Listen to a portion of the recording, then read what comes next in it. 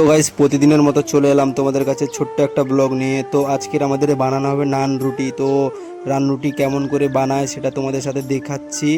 প্রথমে ময়দাগুলো মেখে নিলাম, মেখে নিয়ে ছোট ছোট করে এবারে বেলে নিব। মা উনুনটা নিয়ে চলে এসছে, তো উনুনের মধ্যে এবারে কড়াটা বসাবো।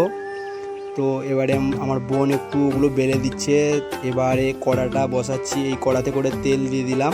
তো তেল দেওয়ার পরে ওই লুচিগুলো ওই কড়ার মধ্যে ছাড়তে হবে। তো আমার একজন ফ্রেন্ড আছে, তো ও কড়ার মধ্যে লুচিগুলো বেলে বেলে করে একটা একটা করে দিচ্ছে, আর আমার বোন বেলে বেলে দিচ্ছে।